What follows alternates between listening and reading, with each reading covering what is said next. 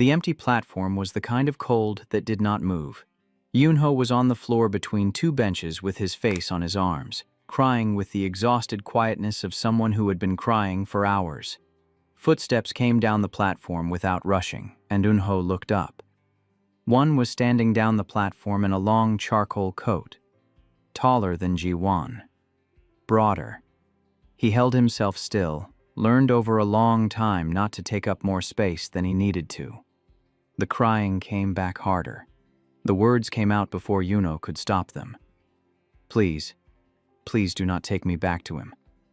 One walked forward and stopped before he got close, and lowered himself slowly into a crouch. He extended one hand, palm up. Yunho flinched. He could not help it. His whole body did it before his mind could stop it. One's hand stopped in the air, then he pulled it back. Slowly, his scent shifted. The iron sharpened. Did he hit you? The platform went quieter than the snow. Yunho did not nod. He simply stopped breathing for a second, and that second was every confirmation one needed. Before we dive in, let me know in the comments where you are watching from. Now sit back, relax, and enjoy today's story. 7 years earlier, Yunho was 18 and standing in line at a coffee shop in Sungbuk-gu with 3,000 won in his pocket and an acceptance letter folded in his bag. The acceptance was for the painting program at a small art university on the west side of the city. He had not told his parents yet. He had not told anyone. He carried the letter with him for 2 weeks like a charm, taking it out at red lights and in cafe lines and on the bus, reading the same 3 lines over and over to make sure they had not changed since he last looked. The boy in front of him in line was tall and well-dressed and clearly older. Late 20s, Yunho thought. The kind of man who paid for a coffee without looking at the price. He had broad shoulders under a charcoal wool coat that had not come from any store Yunho knew the name of, and when he turned at the counter to wait for his drink, he caught sight of Yunho behind him, and his entire face changed. It was a small change, a softening, the mouth opening slightly, the eyes going somewhere they had not been going a second ago. Sorry, the man said, I have to ask. What is that scent? Yunho's face went hot. I do not wear cologne, he said. That is not cologne. I am sorry, I do not. That was not a complaint. The man's mouth turned into a smile that knew exactly what it was doing. I am Ji-won. Yunho. Yunho. Are you a student here? I am about to be. Where? Painting program at a place you are not telling me yet because you do not know if I am a stranger you should be telling things to. That is correct. Good instinct. He laughed when he said it. It was the laugh of a man who had been told he was charming his entire life and had decided to lean into the data. Yunho laughed back before he could stop himself. The barista called Ji-won's drink. Ji-won picked it up. Then he reached into his pocket, took out a business card, wrote a phone number on the back of it with a fountain pen, and slid it across the counter to Yunho. That is my personal number, not the one on the front. If you want coffee with someone older than you who is going to ask you questions about painting because he genuinely wants to know the answers and not for any other reason, call me. If you do not want that, throw it out. I will not be offended. He picked up his drink and left, and Yunho stood at the counter with the card in his hand and his ears burning. He told himself he would throw it out. He kept the card in the bottom of his bag for 3 days. On the 4th day, he called. Ji-won picked up on the second ring like he had been waiting. The first date was coffee at a place Yunho would never have walked into on his own. The second was dinner at a restaurant where the prices were not on the menu. The third was a private gallery opening Ji-won had access to that Yunho did not understand how anyone had access to. By the 2nd month, Yunho was eating at restaurants where the staff knew his name before he said it. By the 3rd month, his small studio apartment had a closet full of clothes that had not been there before, hung up by a delivery service, no card attached because Ji-won had said once that Yunho looked cold and the next morning 2 coats had arrived. Ji-won was kind. That was the word Yunho used in his own head, over and over. In the months he could not quite explain to his friends what he was doing. Ji-won was kind. Ji-won listened. Jiwon remembered the names of his teachers and the titles of his favorite paintings and the kind of tea he liked when he was tired. Jiwon told him every week in those first months that he had never met anyone like him, that Yoonho's scent had stopped him in the coffee shop, that Yoonho was the most beautiful thing he had ever encountered. He used that word, thing. Yoonho did not notice. There were red flags. Yoonho could see them later, looking back, every single one of them lit up like a runway. How Jiwon never quite explained what he did for work. How certain men would come to a restaurant where they were eating and bow slightly to Jiwon and not say anything to Yoonho. How Jiwon's older brother, on the one occasion Yoonho met him at a family lunch in the Hanam-dong house, looked at Yoonho the way one looks at a small animal that has wandered into a place it should not have wandered into. Concern. That was the word for the look. Yoonho did not have the language for it then. He thought it was disapproval. He should have asked. He did not ask. He was 18, and he had just been told by someone he trusted that he was extraordinary, and nobody had ever told him that before. And the part of his brain that should have asked was no match for the part of his brain that had been waiting his whole life to hear it. A year after the coffee shop, Jiwon proposed. He took Yoonho up to Namsan at sunset to a lookout point that had been closed to the public that day, which Yoonho also did not ask about. The whole city was below them, turning gold and pink and slow, and Jiwon got down on one knee and said, "You are the love of my life. I knew it the second I smelled you. I am going to be with you forever. Marry me." Yoonho said yes. He cried when he said it. Jiwon held him with both hands on his face and his thumbs under Yoonho's eyes, catching the tears as they fell. And at that moment, on that hill with the city below and a ring on his finger that was the exact ring he would have chosen if anyone had asked him, Yoonho believed every word that man had said to him, and he was going to keep believing it for almost another year. They married 4 months later. Yoonho was 19. Jiwon was 29. The morning after the wedding, in the master suite of the Hanam-dong house, Yoonho woke up alone in a bed he did not recognize. He was not panicked yet. Jiwon was always up early. He got out of bed and walked through the house. And the house was the size of a hotel, and the kitchen was 3 rooms over, and the staff did not look at him. And a man in a black suit was standing in the front hall like part of the wall. And that was when Yoonho started to understand that he had not married a man. He had married into a system, and the system had been waiting for him to arrive. The first month was still soft. Jiwon was still kind. He took Yoonho to galleries and brought him breakfast in bed and laughed at his jokes.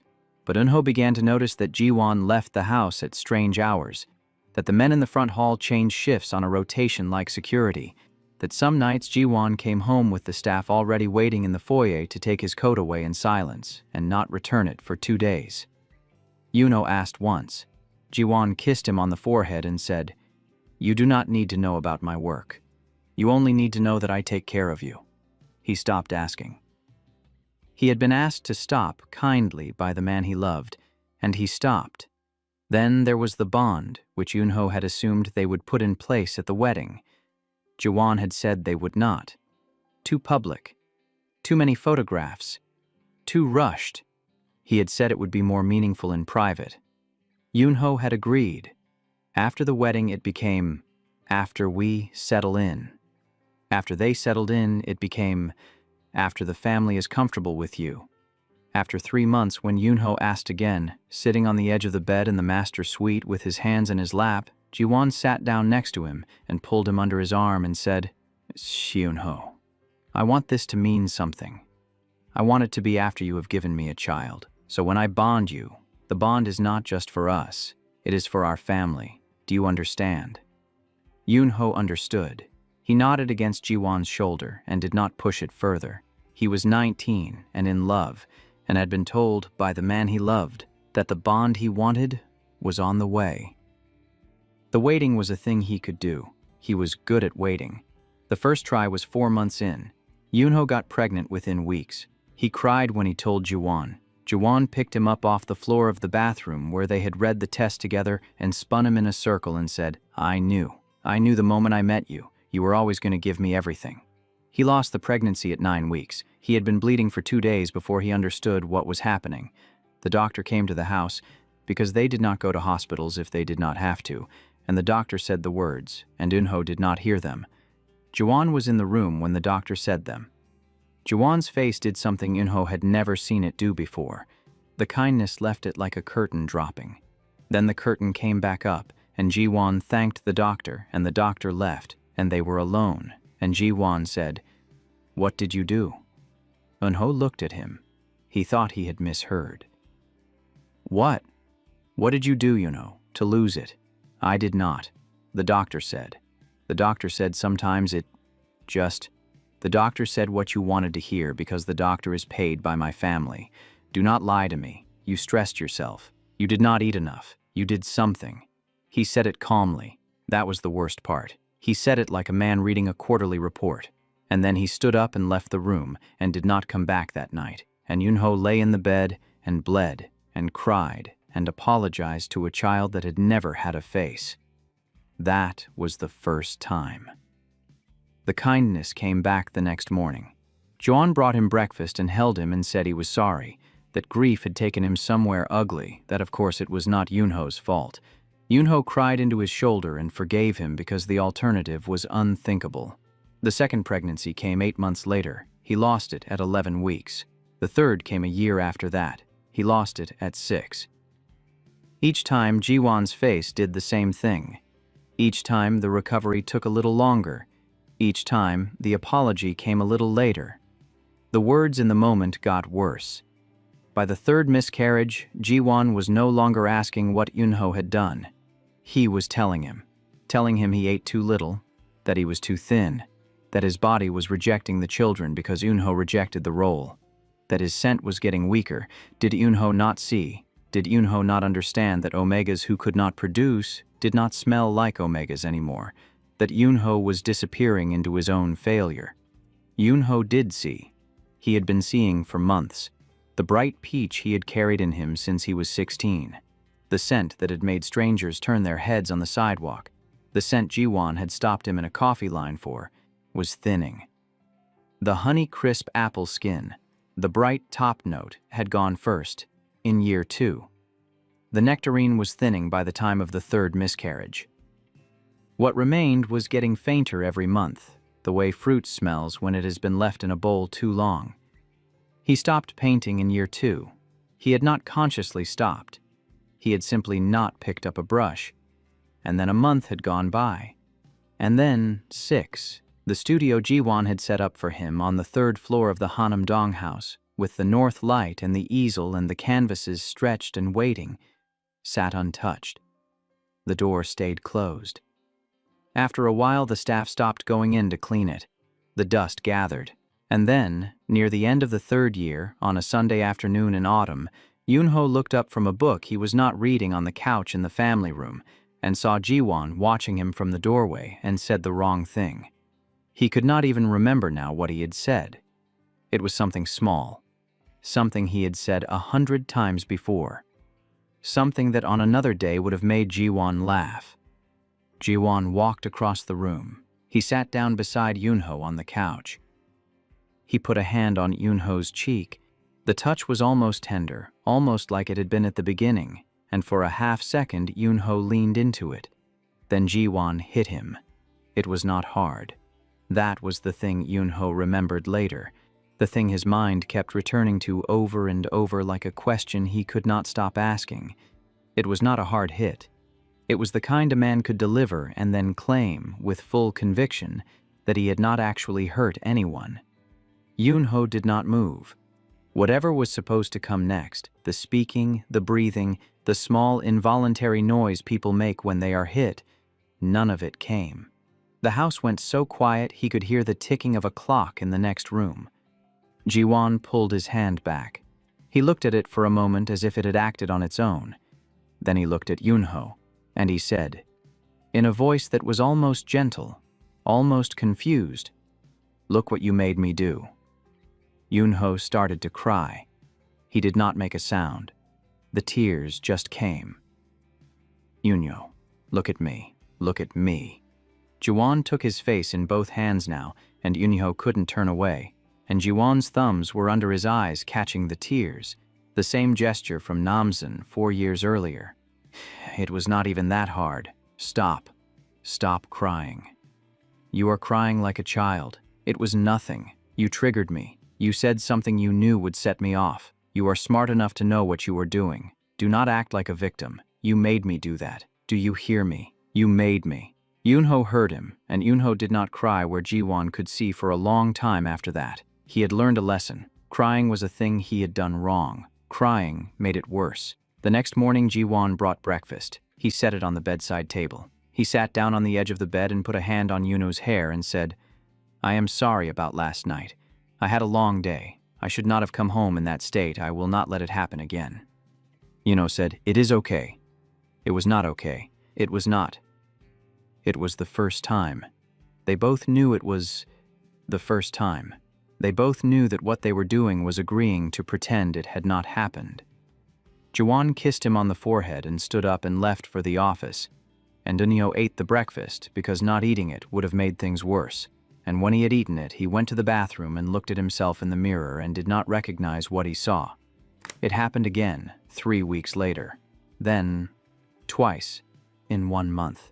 Then it had a rhythm. Yunho learned the rhythm like a person learning the patterns of a sickness in their own body. He learned which words triggered Jiwon and avoided them. He learned which expressions on his face to keep off it. He learned to eat the right amount, which was not too little because that meant he was rejecting Jiwon's care, and not too much because that meant he was letting himself go. He learned to stop seeing the friends he had made at the high school, because Jiwon did not like him being away from the house too often, because Jiwon was worried, because the world was dangerous for someone like Yunho. Did Yunho not see that? Did Yunho not understand how much Jiwon had to protect him from? He learned not to call his parents when he was upset, because if his parents heard him upset, they might come, and if they came, Jiwon might say something. And if Jiwon said something, his parents might find out what was happening, and if his parents found out what was happening, Jiwon had told him, very calmly, very clearly, more than once, what would happen. "You know what I am capable of," Jiwon said, the second time he hit him, and again the fifth, and again, until Yunho stopped needing to hear the sentence out loud. He had it in his own head by then. He learned other things too. He learned that the staff in the house knew, and that knowing did not mean helping, because the staff in the house were paid by Jiwon's father, and the staff in the house had families of their own. He learned that the housekeeper, an older beta woman named Mrs. Jiang, who had been with the family for 30 years, would sometimes leave a cup of barley tea on his bedside table on his bad mornings, without saying a word. He learned that this was the closest thing to kindness he was going to get inside that house, and that if he ever thanked her out loud, she would be fired by the end of the week. He learned to call his parents on the scheduled G1 set, which was every Sunday at noon, on speakerphone with Jiwon in the room. He learned the script. His parents asked how he was. Yunho said he was happy. His parents asked if Jiwon was treating him well. Yunho said Jiwon was wonderful. His mother said she missed him. Yunho said he missed her too. He had not seen his mother in person in 2 years. She lived not far outside the city. She had been told gently by Jiwon that Yunho was going through some health issues and needed quiet, and that visits were stressful for him. She had believed it. She had no reason not to.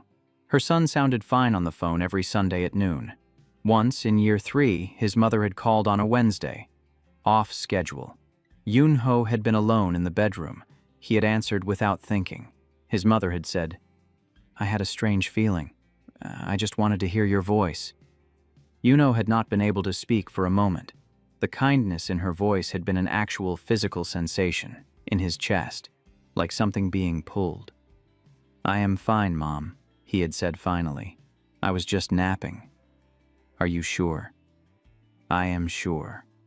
Yunho, if you ever needed." "I know. I do not. I am fine." She had let it go. She had let it go because letting go was easier than the alternative, because the alternative was admitting she had failed him, and a mother does not easily admit that. Yunho understood this. Yunho understood it then, sitting on the bed of a house he could not leave, and he loved her more for the failure than he would have loved her for the rescue, because the rescue would have cost her something he did not want her to pay. Ji-won had come home that evening. He had asked casually whether Yoonho's mother had called. Yoonho had said no. Ji-won had checked the phone log. There had been consequences for the lie and consequences for the call. Yoonho had learned that night not to lie about phone calls. He had also learned that even unanswered calls could be punished. His scent began to fade in year 2. Slowly. The bright top note went first, the honey-crisp apple skin that had stopped Ji-won in the coffee line. By year 3, the nectarine was thinning. By year 4, the nectarine was gone. What remained was the peach. Alone. Faint. The bottom note of a scent that had once been a full chord. Sometimes at night, when he was alone in the bed and Ji-won was not home, Enho would lie still and breathe in and try to detect himself. There would be nothing. He would lie there and try to remember what he had smelled like at 16, at 17, at 18 in the coffee line, and he would not be able to. The memory was a thing about him. It was no longer a thing in him. His right hand had started shaking sometime in year 3. Not all the time. In specific moments when a phone rang or a door opened in the wrong rhythm, his right hand would begin to tremble and would not stop for a long time afterward. He did not tell anyone. He had stopped telling anyone things. He would sit on it under the dinner table. He would press it against the cold side of a glass. It was, like everything else, something he learned to manage. Year 4. He stopped trying to get pregnant. He could not have said when he stopped. His cycles had become unpredictable. His body was not cooperating with anything anymore. Ji-won did not push. Ji-won had stopped touching him much by then. He came home late. He smelled like other people. Yoonho noticed and did not let himself notice. There was a hierarchy of things he could survive knowing. He kept the worst of them below the surface. The other women, when he allowed himself to think about them, did not hurt as they would have hurt at 21. By year 4, they were almost a relief. They took Ji-won's attention away from him. They were the reason Ji-won came home at 3 in the morning instead of 6 in the evening. He was grateful to them, in a quiet, sick way, and the gratitude was one of the things he could not let himself look at directly. Year 5. He was 23. He looked 30. He weighed less than he had at 16. Painting was something he had done in another life. Reading was something he had done in another life. The phone rang sometimes and he watched it ring. He spoke to the staff in short, polite sentences and they spoke back to him in the same. And nobody in that house had said his name with warmth in a long time. His parents had stopped asking by year 5 whether he was happy. The Sunday calls had become weather reports. His mother said it had rained. His father said the back was acting up. Yoonho said he was glad to hear from them. Nobody asked the real question anymore because asking the real question and getting the rehearsed answer had become a thing that hurt his mother more than not asking. The scent was almost gone by then. Ji-won noticed. Ji-won mentioned it.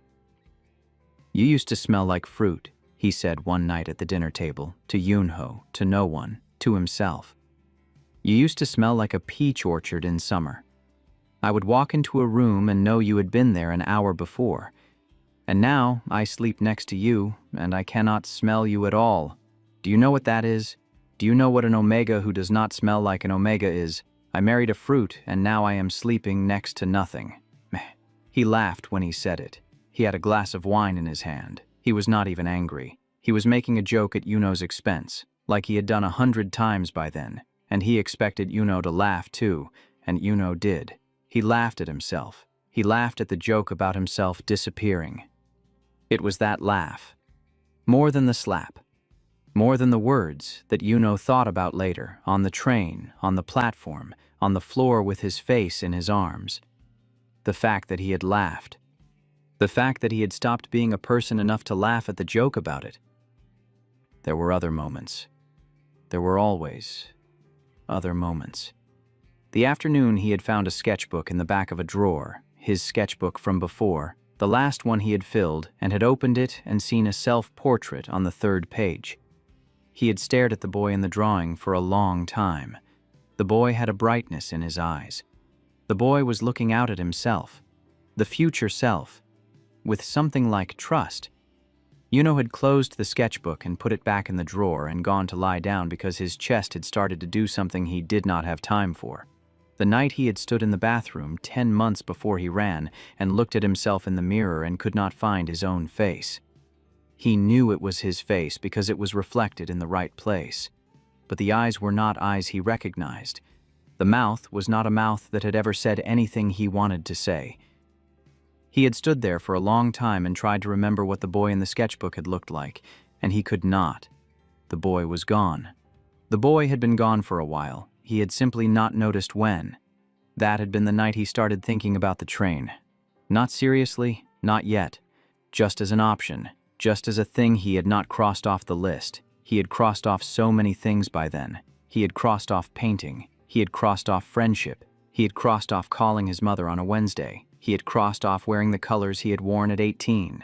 He had crossed off saying the names of people he had liked. He had crossed off looking out windows for too long, because looking out windows for too long was a thing Jiwon noticed and asked about. The list had gotten very short. By the end, the only things left on it were eating, sleeping, breathing, and the train. Year 6, 25. He woke up on a Tuesday morning in February. He looked at the ceiling. The crying that had become his weather had gone. So had everything that used to come before crying. He thought calmly, like a person thinking about lunch, that he was going to die today. He was going to walk to Seoul Station, and he was going to step in front of a train, and that would be the end of it. He got up. He put on the clothes that were closest. He took his old wool coat from the closet, the one from before the marriage, the one Jiwon had told him to throw out, and that Eunho had hidden in the back instead, the one that still smelled, faintly, of the boy he had been at 18. He took nothing else. He walked out of the house. The man in the front hall did not stop him because Eunho was the master's husband, and the master's husband was allowed to leave. Eunho took the subway to Seoul Station. He stood on the platform. He did not step in front of the train. He could not have said why. He stood at the yellow line and watched the train come, and watched it stop, and watched the doors open, and then his body, without consulting him, walked onto the train. It was a regional KTX going east. It was going to Gangneung on the coast. He sat down in a seat that someone had vacated, and he put his head against the window, and he rode for hours, and he did not know what he was going to do when he got there. He got off 2 stops before the terminus, a small station, mostly closed at that hour, the kind of stop that only the regional line used. The platform was empty. The wind was coming off the mountains. He sat down between 2 benches because his legs would not hold him anymore, and he started to cry. Finally, in a way he had not let himself cry in years, and that was when he heard the footsteps. His husband had been awake by then. His husband had called his older brother. His older brother had run the tracking with the same method he applied to everything else. Quietly, methodically, without complaint. He had known where Eunho was within hours. He had been on the road soon after. He had walked down a regional platform in the dark without rushing, and he had crouched in front of a crying boy, and he had not touched him. He had asked one question. He had heard the silence. He had understood, and he had lied to his brother for the first time that mattered. The hotel was a small business hotel on the Gangneung side, off the main road, the kind that had family-run breakfast in the morning and never asked for a passport. The clerk was a man in his 50s with reading glasses pushed up on his head and a half-eaten bowl of soup beside the registration log. He looked up when they walked in. He looked at Won for a half-second longer than at most guests. He did not finish looking at Eunho at all. Won set cash on the counter without speaking. The clerk took it. There was no request for ID. No request for names, no second look at the wool coat Eunho was wearing, or at how Eunho was standing slightly behind Won. He typed 2 room numbers into his computer, slid 2 key cards across the counter, and went back to his soup. The whole exchange took less than a minute. Eunho watched it without understanding what he was watching. He had spent 6 years in a house where people deferred to Jiwon, and the deference had always come with calculation, with men leaning toward Jiwon to read his mood. The clerk had not leaned toward Won. The clerk had simply, without being asked, decided not to know anything about them. It was not the same kind of deference. It was a quieter kind, the kind you offered to a person whose business you had already decided was not yours. One had taken the room on the side of the hallway closer to the elevator. He had given Yunho the room at the end, quieter, further from the entrance. Yunho had not asked for any of these things. They had simply been arranged in the moments between the car and the elevator. At the door of his room, Yunho had stopped with his hand on the keycard reader. "Thank you for not asking me to share a room," he had said. He had not looked at Won when he said it. He had looked at the door. "I would not ask you that." A small space of hallway between them. Nothing else said. Yunho had gone in. The door had closed. Won had stood in the hallway for a moment and then walked to his own room and sat on the edge of his bed and put his hands on his knees. He had been preparing for this day for 15 years. He had not known what the day would look like or who would be in it. He knew now.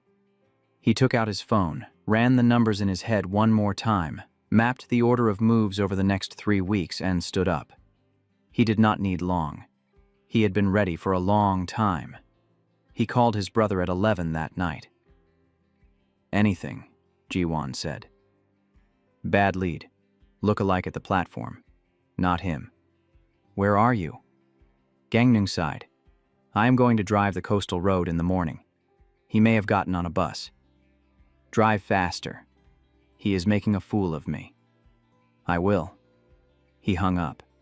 He did not move for 10 minutes. Then he texted Yunho 3 doors down. The message said, "I am in room 308. The door is unlocked. If you need anything in the night, including for me to be on the other side of your door, knock once on the wall. I will hear it." Yunho read the message. He did not reply. He fell asleep on top of the covers in the clothes he had been wearing for 2 days, the wool coat folded across the foot of the bed, and he did not knock. In the morning, One was already in the hallway when Yunho opened the door. He was leaning against the wall with 2 coffees from the lobby and a paper bag of pastries and the look of a man who had not slept. He held out 1 coffee without saying anything.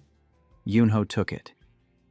They drank in the hallway in silence, and neither of them mentioned the night. The first 3 days, Yunho barely spoke. One brought food twice a day and left it on the table by the door of Yunho's room. He did not stay to watch him eat. He went back to his own room and worked on a laptop and answered phone calls quietly in the hallway when they came. Yunho ate a little, slept a lot. The sleeping was not restful. He woke every hour with his heart pounding, sure that the door was about to open, that Jiwon was already in the hallway, that it had all been a dream and he was still in the Hanamdong house and he had said the wrong thing again. Each time, in the dark, he listened for the sound of the next room. He could hear Won if he was very still. The small sound of a chair shifting, a page turning. Once, very late, the low murmur of a phone call he could not make out the words of. The sounds were proof of life. They were proof that the man who had told him he was not going to be hurt was where he had said he would be. On the 4th day, Yunho came out of his room and walked down the hall to Won's door and knocked. "I am hungry," he said when Won opened it.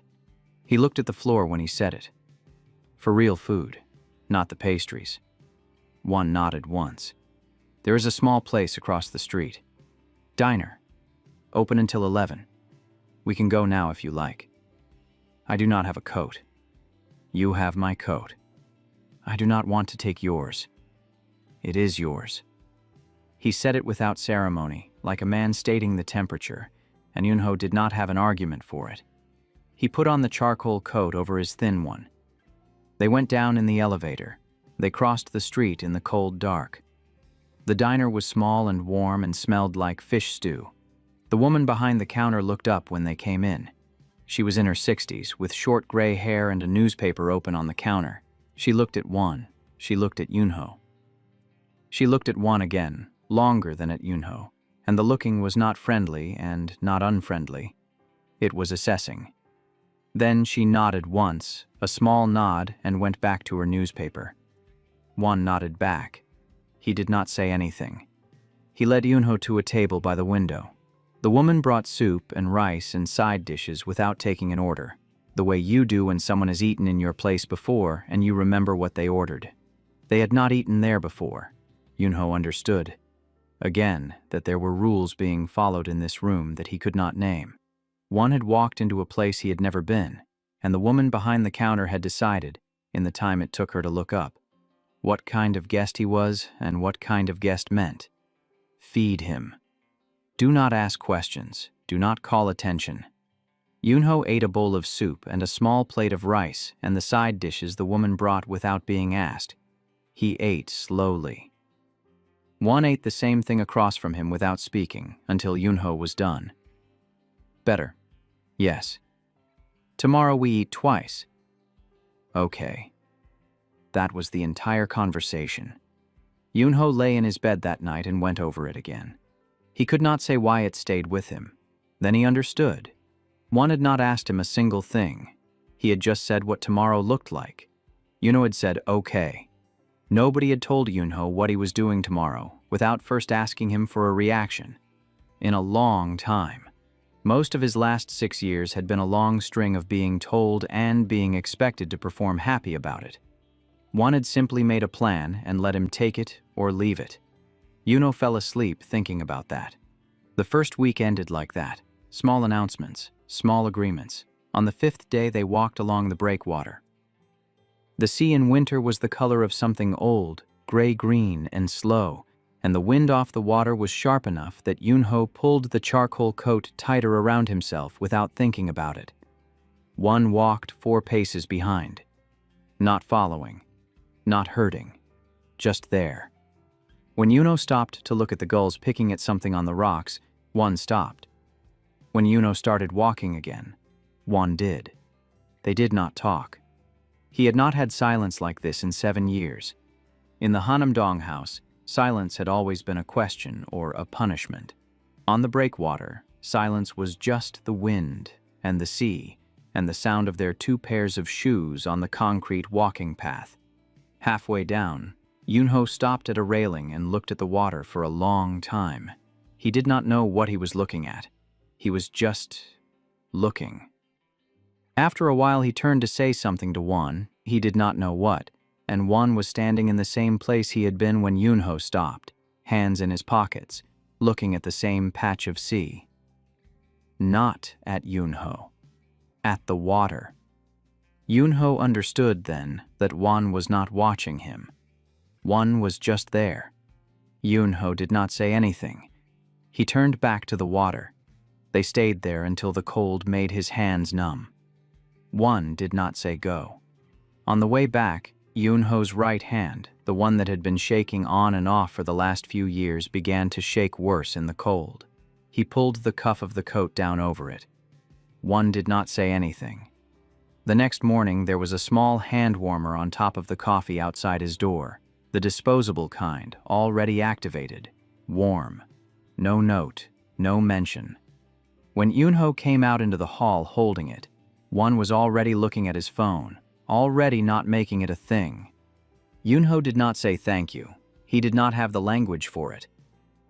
He put the warmer in his pocket and let his hand rest against it. Won glanced up once, briefly. His face did not change. He did not say anything. He went back to his phone. A bookstore on the 6th day. Yunho running his hands along the spines without taking anything off the shelf. One waiting by the door without rushing him. At one point, Uno found a small monograph on a Korean painter he had liked at 17, and he stood looking at the cover for a long time, and he put it back. One noticed. One did not say anything. The next morning, the book was on the small table outside Uno's door, unwrapped, with the receipt tucked inside in case Uno wanted to return it. Uno did not return it. He sat with it on his bed for an hour before he opened it, and when he did, his hands were shaking, and not from the cold. On the 7th day, One dropped a small packet of sugar on the floor of the elevator on their way down to the diner and bent to pick it up at the same time Yunho did, and they nearly knocked heads, and Yunho laughed. It was a small laugh. It got out of him before he could stop it. It surprised him so much that he covered his mouth with his hand, like he had said something he should not have said. One straightened up with the sugar packet in his hand and looked at Yunho and said very calmly, "You are allowed to laugh."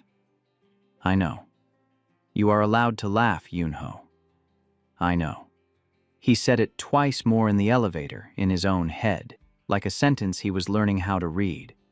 By the end of the 7th day, Yunho had said more sentences out loud than he had said in any week of the last 2 years, and most of them had been to Juan, and none of them had been wrong. The phone calls from Ji-won kept coming. One took them in the hallway. Yunho did not ask. He could see in the set of Juan's shoulders when he came back from a call that the calls were getting harder. By the 2nd week, Ji-won was calling daily, then twice daily.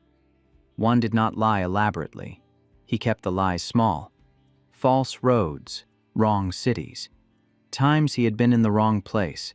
He let Ji-won think he was getting old, that he was losing his touch, that he was failing at the one thing he had never failed at. The cost of that lie, on Juan's face, in the hallway at night, was something Yunho did not have words for and could not stop watching. Yunho was beginning to notice things again. That was a feature of the 2nd week. He noticed that Juan left the lobby coffee without sugar at his door at 7 and brought the pastries himself at 9. He noticed that Juan walked on the street side of the sidewalk when they crossed to the diner. He noticed that Juan's coat was always within reach of his door because his door was down the hall from Yunho's, and he could be at it fast if he had to be. He noticed that Juan, when they entered any room, took a half-second longer than he needed to before sitting, and that the half-second was Juan checking exits. He noticed all of these things and did not name any of them. Naming them was not yet a thing he could do. He noticed something else too. He noticed it in his own body. When Juan walked into a room, the room reorganized itself around him, not in a way Yunho had ever felt before. With Ji-won, when Ji-won walked into a room, the air went tight. Yunho would start monitoring himself, watching what his face was doing, what his hands were doing. With Juan, his body did the opposite. It loosened. The first time he caught it happening, on the 7th day, walking back from the diner, it confused him so much that he stopped on the sidewalk and tried to figure out what was wrong with him. One stopped a step behind him and waited. Yunho did not explain. He started walking again. By the end of the 2nd week, the loosening was an automatic thing his body did when one was within scenting distance. He did not have a word for it. He thought sometimes that the closest word was quiet.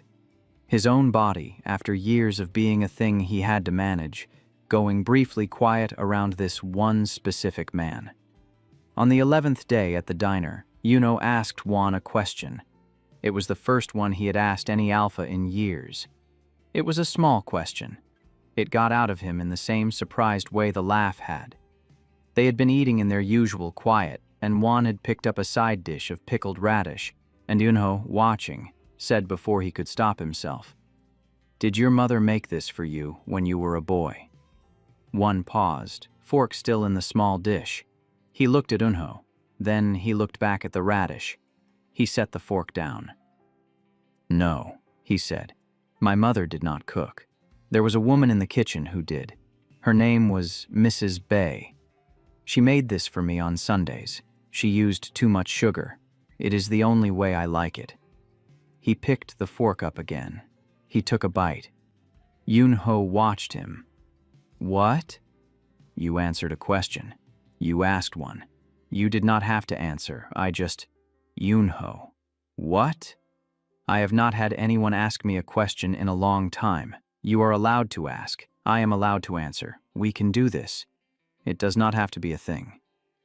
Yunho looked at his bowl. He could feel his face doing something. He did not know what. "Okay." "Okay. Mrs. Bay sounds nice?" "She was. She left when I was 20 because the house got worse. I never found out where she went." He said it without softness, just the fact. But the fact was, the first piece of his life he had given Yunho, and Yunho put it carefully somewhere in his head where he was keeping things, and for the rest of the night his scent reached very faintly towards something it could not yet name. On the 12th day, his fever started small and built over the afternoon. By dinner, he could not eat. His skin felt strange. Not the heat of a heat, he knew the difference. This was something else. His face was hot. His hands were shaking. He went back to his room and lay on the bed in his clothes with the lamp on and did not understand what was happening to him. He knocked on the wall once, exactly as Juan had told him to. He heard the chair in the next room move. He heard the door of Juan's room open. He heard footsteps in the hall, then a knock on his own door, soft. "Yunho, it is me. Do not come in." "All right." A pause. "Are you safe?" "I am not. I do not know what is happening. I am hot." "How hot?" "Very." "My hands are shaking." "Have you had food today?" "Yes." "Water?" "Some." "I am going to the lobby for water and a thermometer. Do not get out of the bed. I will be back in 3 minutes. The door of my room is open. If anything frightens you, go in." "Okay." He came back. He set the water and the thermometer on the floor outside Yunho's door. He did not come in. "I am going to sit in the hallway by your door for the night. If you need me to leave, I will leave. If you need me to come in, you have to say so out loud." "You do not have to do that." "I am doing it." Yunho took his temperature with his hand shaking. It was not high. A degree. Maybe a degree and a half. He drank the water. He lay back down. He could feel Juan on the other side of the door. He did not have to imagine it. He could smell very faintly the iron and the walnut, and his own scent, which had been a ghost for years, did something he had not felt it do in 5. It surfaced. Just for a moment. The peach, sweet and impossibly bright, came up from somewhere it had been hiding. It filled the room, briefly, then it sank back down. He pressed his hand flat against the inside of the door at the height where he knew Juan's shoulder was on the other side, and he fell asleep with his palm on the wood. In the hallway, Juan's scent locked. The iron sharpened to a hard edge. The walnut warmed. He did not move from the wall. He sat there until the hotel went quiet at 3 in the morning, and then quieter at 4, and then began to wake up again at 6. And he was still there when Yunho opened the door at 7, in clothes that had been slept in, and a face that had not seen good sleep in years. "You stayed." "I said I would." Yunho looked at him for a long second. He did not say, "Thank you." He did not know how to say thank you for this. He simply stood in the doorway and let Juan see him, properly, without anything between them. The peach surfaced again. Juan caught it. He did not react. "I am hungry," Yunho said. "I know." The 3rd week, Yunho started talking. Not in long stretches, in small pieces. At dinner one night he told Juan what his mother used to make when he was a child. The next night he told him the name of the high school art teacher who had told him he could be good if he worked at it. The night after that he told him, in 3 sentences, what the studio on the 3rd floor of the Hanamdong house had looked like before the dust. He did not cry, telling any of it. He had relearned how to talk about himself without crying. One listened. One did not ask follow-up questions. One just made room in the silence for the next sentence whenever Yunho was ready for it. The phone calls were getting harder. Jiwon called twice on the 15th day. 3 times on the 16th. By the 17th he was calling every 2 hours, and Juan was answering every one of them, because not answering would have set off alarms. Yunho would sit in his room with the door open, the agreed 6 inches, and listen to the cadence of one side of the conversations. The voice was always quiet, always patient, always in the same register one used in the hallway when he set the coffee down. Yunho thought sometimes that Juan could lie, because Juan did not change. The lying did not require performance. It only required that Juan stay the same on the phone as he was off it. Once, on the 16th day, Yunho heard Juan say, "I am not getting old, Jiwon. I am being thorough." He heard Jiwon's voice rise on the other end. He could not hear the words. Then take me off it. Send someone else. I will fly to Tokyo this afternoon, and you can have whoever you trust more handle this. Silence on the other end. That is what I thought. The call ended. One did not come back to the rooms for a few minutes. Yunho heard him in the stairwell, 3 floors up, footsteps on concrete, the small sound of a man putting weight against a wall and breathing. When he came back, the iron in his scent was very high. He saw Yunho's door open 6 inches. He saw Yunho watching him. He will not take me off it, Juan said. He cannot trust anyone with this except me, which means we have a little more time. Why does it cost you so much? What? To talk to him? One looked at him for a moment. He sat down in his hallway chair across from Yunho's door. He did not answer for a long time. He is my brother, he said finally. That was the whole answer for almost a minute. Yunho waited. One was looking at the wall across from him, not at Yunho, his hands flat on his knees. I taught him to ride a bicycle, one said.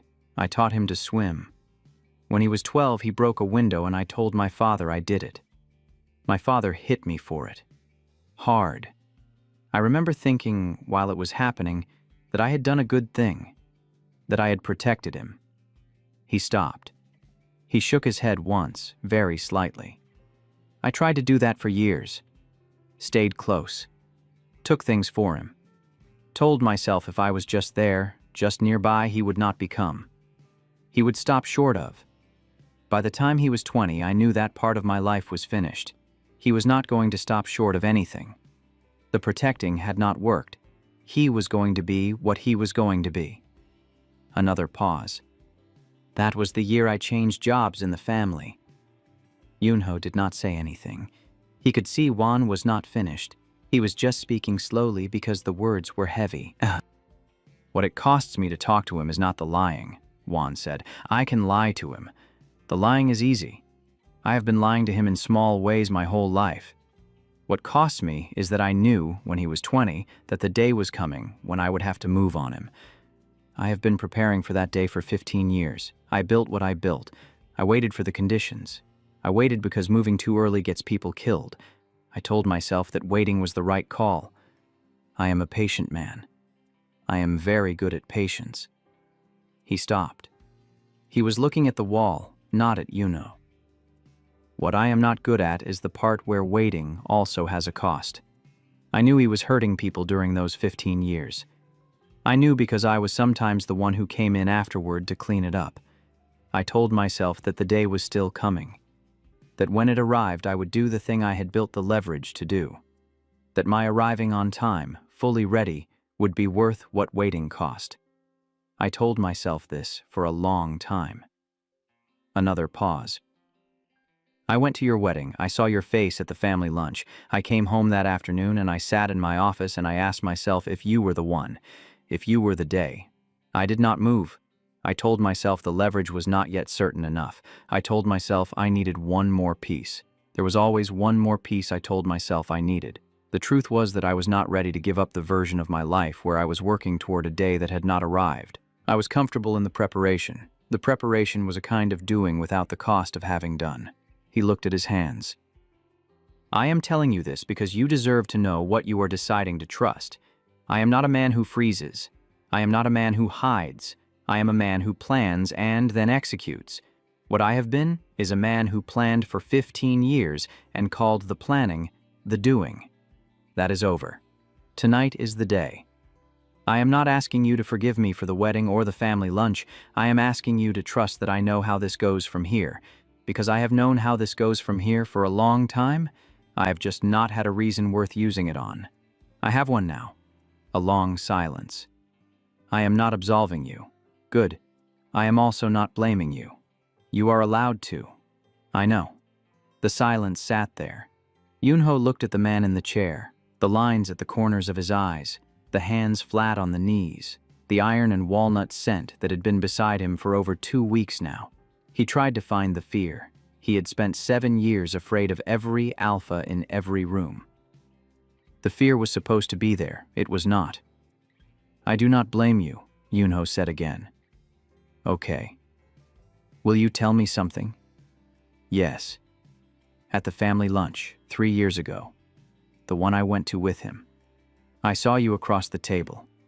You looked at me like you were worried about me. I thought it was disapproval. Was it? No. What was it? You were not all the way in the room. You sat at the table and you held your face very still, and you did not laugh once the entire afternoon. I noticed it almost as soon as you sat down. I told myself a lot of things about why. I told myself you were shy. I told myself you were tired. I told myself a lot of things.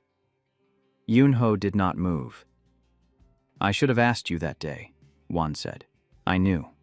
I did not know no, but I knew enough that I should have asked. I did not ask. I am sorry. You are saying sorry for the wrong thing. What? You are saying sorry for not asking. You did not have a right to ask. You did not know me. You should be saying sorry for what your brother did, not for what you did. One looked at him. I am saying sorry for the thing that is mine to be sorry for. Yunho thought about this for a long moment. He thought about the difference. Jawan had apologized after every slap, and the apologies had taken up all the air. They had been about Jawan's grief, Jawan's regret, Jawan needing forgiveness. There had never been room in those apologies for Yunho. One was apologizing for the part that was his and leaving the rest for the people it belonged to. Okay, Yunho said. Okay. That was the end of the conversation. One stayed in his chair. Yunho stayed in his room with the door open 6 inches. After a while, Yunho fell asleep in his clothes, still upright on the bed, and when he woke at 4 in the morning, the chair in the hallway was empty, and One's door was closed, and the hotel was very quiet. And Yunho got up and walked in his socks the few feet to One's door, and he stood there with his hand against the wood, and he listened to the sound of a man breathing on the other side, and he went back to his own room and slept the rest of the night without waking. The 3rd week kept going. They walked the breakwater. They went to the bookstore again. On the 17th day, Yunho picked up a small sketchbook and a set of charcoal pencils at the bookstore, and One paid for them without comment. And they walked back to the hotel, and when they got to Yunho's door, Yunho held the bag for a moment and looked at it like he did not know what to do with it. You do not have to use them, One said. I know. You do not have to use them this year. I know. He went into his room. He put the bag on the small desk. He did not open it for 2 days. On the 18th day, they were at the diner. The woman behind the counter said something dry to Wan about how he ate the same dish every visit. And Yunho, who was looking at the menu, said without looking up, he ordered the spicy one yesterday. You missed it. The woman laughed. One looked at Yunho. Yunho laughed, small, surprised. The laugh got out before he could catch it. For 1 second, the apple skin came back. Bright and clean and unmistakable, the scent of an 18-year-old in a coffee line. It filled the booth, and the woman behind the counter looked up and her expression changed, and One's hand on the table between them went very still. Yunho did not notice. He was looking at his menu. One did not say anything about it. He paid the bill. They walked back to the hotel. One was quieter than usual on the walk, and Yunho noticed and did not ask. And at the door of his room, Yunho stopped and said, "Thank you for not asking." For what? For anything. He went inside. That night, after 5 years without touching a sketchbook, he opened one. He did not draw anything. He just opened it.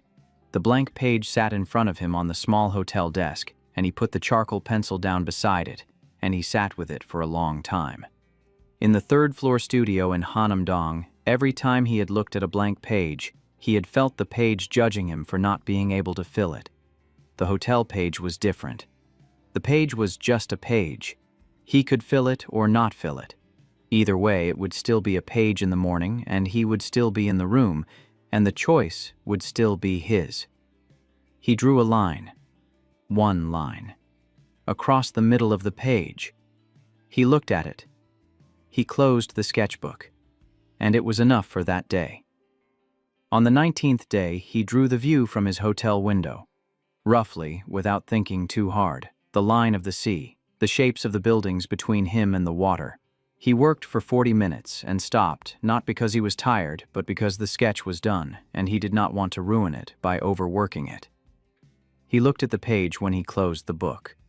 He did not love what he had drawn, but he had drawn it. The hand had remembered. That evening at the diner, he did not show Juan the sketch. He thought about showing it. He decided not to. Some things were his. He wanted the sketch to be his. He wanted the choice not to share it to be his too. Both were his. On the 20th day, the phone call from Jaiwan was different. One took it in the hallway as usual. Yuno was in his own room with the door open 6 inches because that was how they had been keeping the doors lately. 6 inches. No more, no less. He could hear Jaiwan's voice through Juan's phone. He could not hear the words. He could hear the temperature, and the temperature was wrong. One hung up. He stood in the hallway for a moment. Then he came to Yuno's door and stopped at the 6 inches, and did not open it further. Yuno. Yes, he is sending men. What? He does not believe me anymore. He is sending people he trusts more than me. They will not be efficient like I was. They will check every hotel in 3 counties. We have maybe 2 days before they get here. Yunho went very still. What do we do? I have options. I will lay them out for you. You are going to choose, not me. I will not choose for you. Yunho looked at him. The hallway light was behind Juan, and his face was in shadow, but his scent was very close, the iron and the walnut, and Yuno realized he had not flinched at the sound of an alpha's voice in the next room in over a week. Okay, Yuno said. That night, Yuno did not sleep. He sat up in the bed with the lamp on, and he thought, for the first time in 7 years, about what he wanted. Not what he was supposed to want. Not what he had been told to want. What he, Yuno, actually wanted. The list was very short. He wanted to paint again. He wanted to be the kind of tired that came from working hard at something he had chosen. He wanted to be in a room where, when an alpha walked in, he did not stop breathing.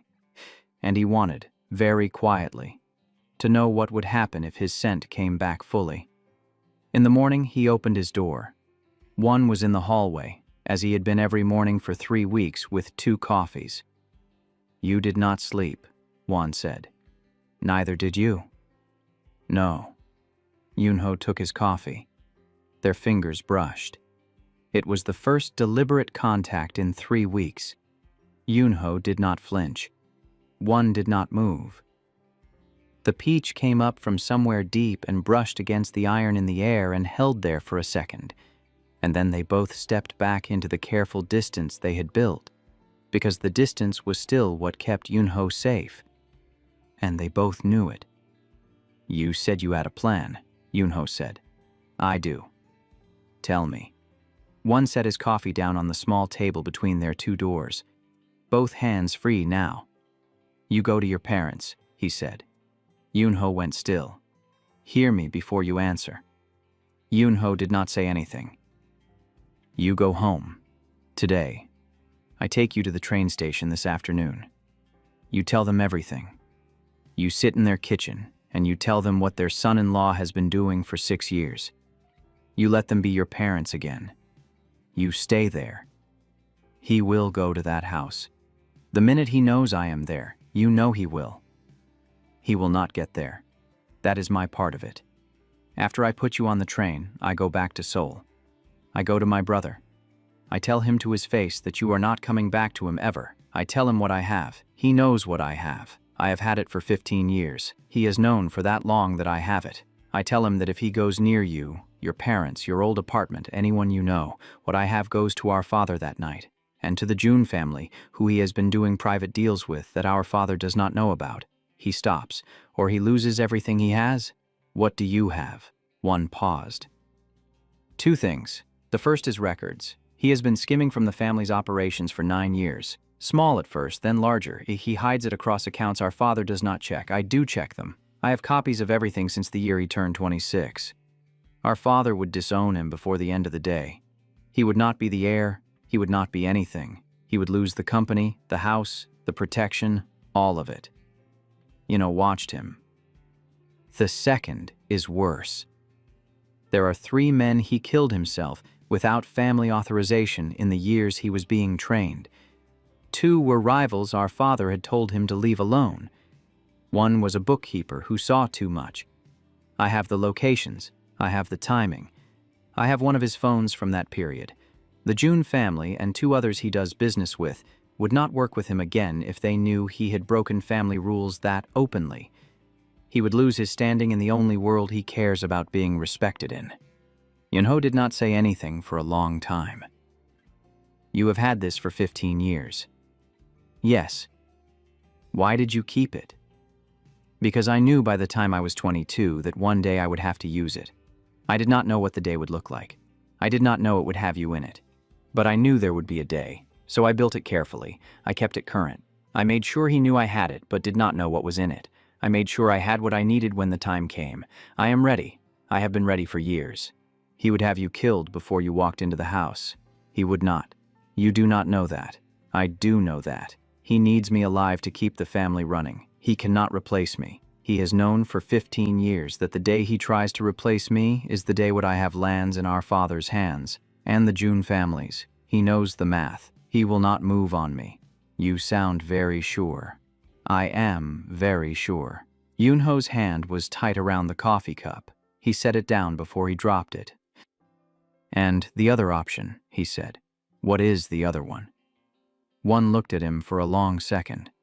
There is no other option, Yunho. There is what I just said. Or there is this. Forever. This. Hotel rooms.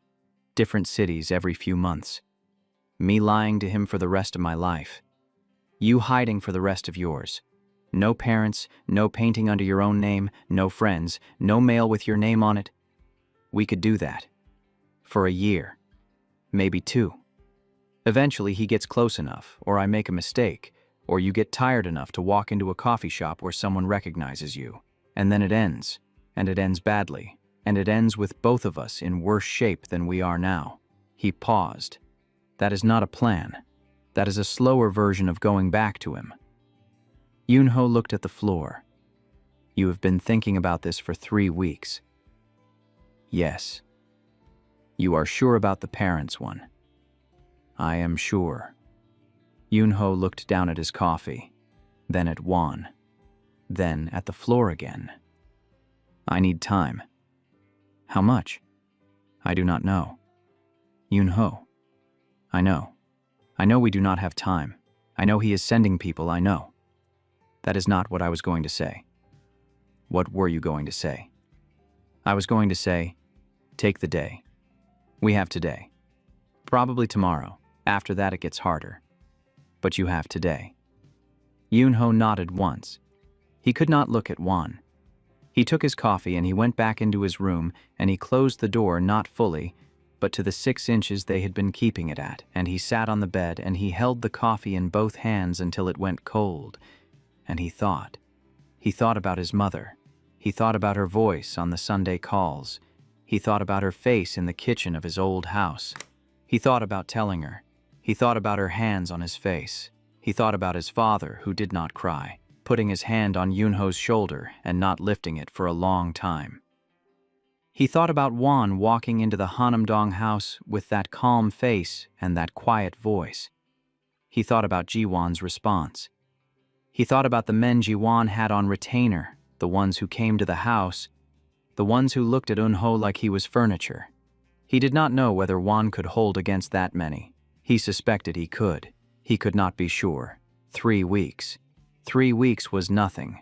3 weeks was also more sentences spoken back to him, in a register that was not contempt or correction or performance, than he had heard in 6 years of marriage.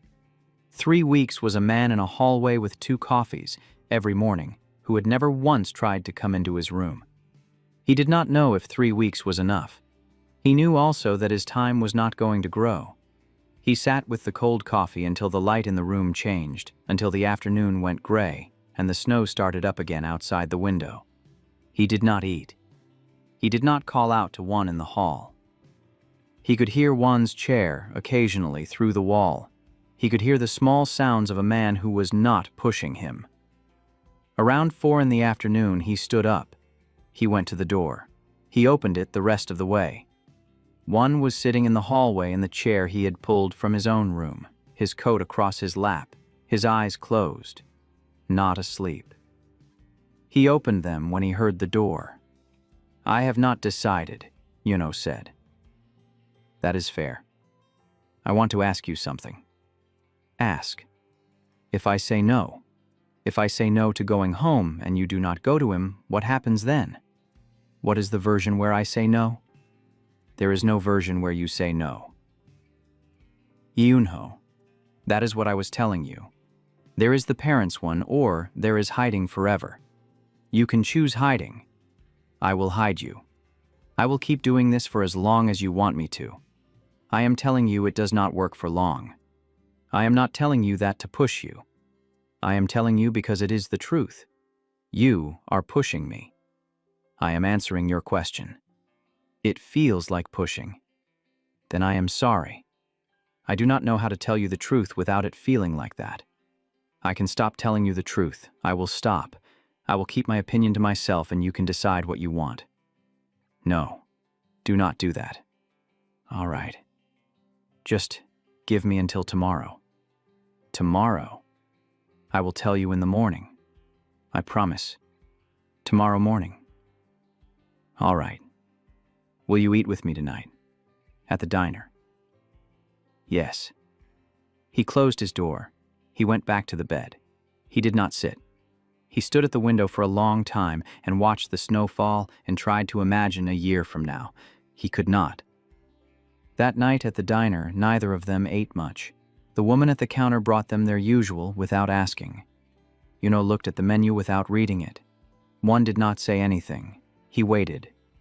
Tomorrow, Yuno said. Tomorrow. I am not saying yes. I am also not saying no. I am saying I will tell you in the morning. All right. One nodded once. He did not press. They paid. They walked back across the street. The snow had thickened. Yunho's wool coat was wet at the shoulders by the time they reached the lobby. In the elevator, going up, neither of them spoke. At their doors, Yunho stopped. One stopped a step behind him. I am scared, Yunho said. He did not look back. I know. Not of him. I mean, yes, of him, but not only of him. I am scared of choosing wrong. I have not chosen anything in 7 years. The first thing I choose, my parents are going to be in it. You are going to be in it. People other than me are going to take a risk because of what I say. I do not know how to do that. I never had to learn. You are learning now. I am not good at it. You do not have to be good at it. You only have to do it. Yunho turned. He was very close to Juan, closer than he had been at any point in 3 weeks. He could smell the iron and the walnut directly, no door between them, and the peach came up in him without permission and hung there in the small space. Juan did not move. You only met me 3 weeks ago, Yuno said. Yes.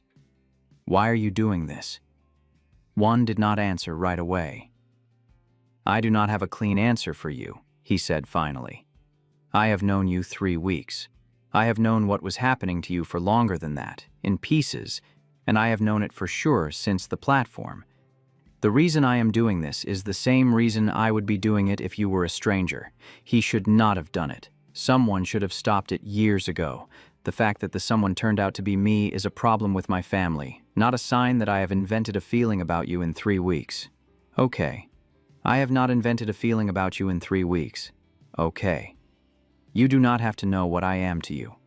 I do not know what I am to you. I am not asking you to know. I am asking you to go home to your parents. Okay. Tomorrow. Tomorrow. Good night, Yunho. Good night. He went into his room.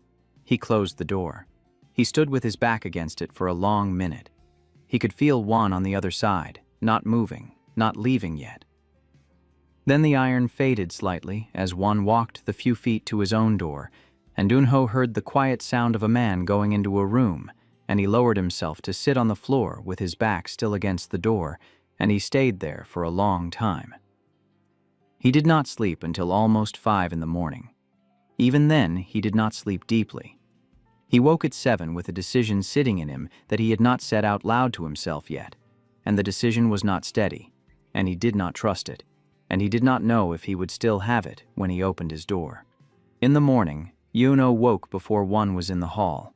He had slept badly and not for long. He got up, he showered. He put on the only clean shirt he had, which was one had bought him on the 4th day from the small shop down the street.